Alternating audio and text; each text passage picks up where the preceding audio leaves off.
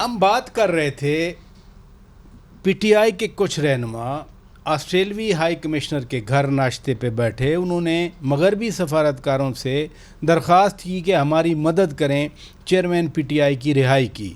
Interview میں وہ کہا کرتے تھے ایبسلیوٹلی ناٹ، جلسوں میں کہتے تھے ہم کوئی غلام ہیں، ادھر جلسوں میں کہتے تھے حقیقی آزادی۔ تو یہی حقیقی آزادی ہے کہ اب سفیروں کی منتیں کی جا رہی ہیں۔ دیکھیں جی پروفیسر صاحب، اس کے فالوورز کو، مجھے اور آپ کو، سیاسی سوجھ بوجھ والے بندوں کو، اب ان سے یہ سوال پوچھا جائے کہ اگر آپ اس قسم کی کارروائی کرتے ہیں جہاں سفرا کو اکٹھا کر کے اور ان سے یہ کہا جاتا ہے کہ ہمارے چیئرمین صاحب کی رہائی میں مدد کرا دیں، چیئرمین صاحب کے اوپر لیگل کیسز ہیں، کرمنل کیسز ہیں، سول کیسز ہیں، ڈفرینٹ قسم کے کیسز ہیں جو پاکستانی قوانین کے مطابق ان کے اوپر وہ کیسز بنتے ہیں، وہ لاگو ہیں۔ اسی قسم کے کیسز اس نے مخالفین کے خلاف اس نے بنائے ہوئے تھے۔ اب ان کی جو کارروائی ہے، کیا وہ چاہتے ہیں کہ کیا مداخلت کیا جائے پاکستان کے عدالتی نظام کے اندر؟ تو کدھر گئی وہ آزادی، کدھر گئی وہ ایبسولوٹلی ناٹ، کدھر گئی وہ تمام کی تمام کارروائیاں، جبکہ وہ غیر ملکیوں کو، آپ کے ساورنٹی ہے، آپ ایک ساورن نیشن ہے، اس بات کو مانتے ہیں، وہ کہتے ہیں جی باعزت قوم فلانا یہ وہ، اور تمام کی تمام، بلکہ ایک نئی آزادی اور نئی کارروائی انہوں نے بلکہ ایک کمپین بھی چلایا تھا کہ صحیح والی آزادی وغیرہ دلاؤ، حقیقی آزادی، حقیقی آزادی کہتے تھے لانگ مارچ کا نام ہی حقیقی آزادی، فلان کرو۔ کیا حقیقی آزادی کو بعد میں جس وقت وہ حاصل کرتے اور ان کے مخالفین اس قسم کی کارروائی کرتے تو اس کو انٹرٹین وہ اس کو کرتے، یا اس کے اوپر یعنی ان کا یقین یہ ہے کہ وہ کیا کر سکتے، منتیں کریں؟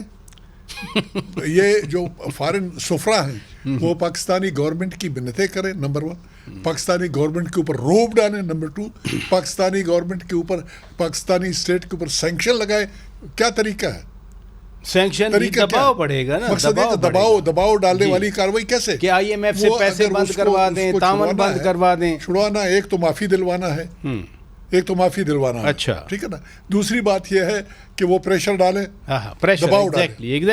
ڈالیں، دوسرا طریقہ یہ ہے۔ تیسرا یہ ہے کہ آپ ہمارے عدالتی نظام کے اوپر کوشچن کریں اور کوشچن مارک کریں اور اس بات کی گنجائش پیدا کریں کہ ہمارے ملکی قوانین کے اوپر ہمیشہ ایک فارنر کو یا فارن گورنمنٹس کو اختیار ہوگا کہ وہ رائے دے دیں اور وہ اپنی ویلیو ججمنٹ کریں اپنی۔ کسی طریقے سے کوئی چیز آپ ایک کریٹیکل ٹائم پہ کور کمانڈر کوئٹہ رہے، 2001 میں آپ ادھر گئے، وار آن ٹیرر بھی شروع ہوئی، امریکہ کے ساتھ تعاون چلا، پھر انہوں نے جو سائفر والی کہانی گھڑی، پھر کہا سائفر گم ہو گیا ہے، اب وہ سائفر چوری کا مقدمہ بھی ہے ان کے خلاف۔ تو یہ ساری چیزیں آج کی ان ڈیولپمنٹ سے پہلے کی ہیں، اب کیا سوچ بدل گئی پھر ان کی؟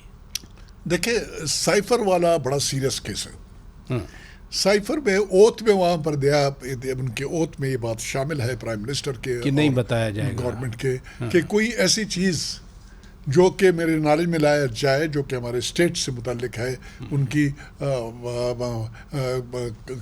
کاروبار سے، اسٹیٹ کے معاملات کے چلانے سے متعلق ہے، میں کسی کے اور کے انفارمیشن میں نہیں لاؤں گا۔ ابھی ایک ایسے چیز کو جس کو انہوں نے لٹکایا، جس کے بارے میں انہوں نے کہا یہ ایک سازش ہے، یہ ایک سازش کی گئی، ایک سیکریٹ انفارمیشن تھی، اس نے بتایا لوگوں کو اور اس کے بعد ظاہر ہے وہ دکھایا تو لوگوں کو تو پڑھ کے اس نے نہیں سنایا، لیکن اپنے رفقائے کار کو جو اس کے کور کمیٹی کے لوگ تھے ان سب کو بتایا ہوگا، ان کو دکھایا ہوگا، ان کو کیسے یقین کرایا کہ واقعی سازش تھی یا نہیں تھی۔ ایک پیپر کی کوئی حیثیت نہیں ہوتی ہے جب تک اس کے کنٹینٹس کے بارے میں بتایا نہ انفارمیشن نہ دیا جائے، اس کے بارے میں بتایا نہ جائے۔ تو یہ کلیئر بات ہے کہ اس نے کنٹینٹس ڈسکلوز کیے،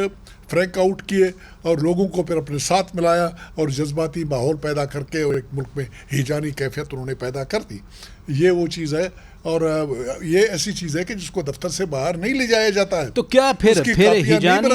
ہیجانی کیفیت جو پیدا کی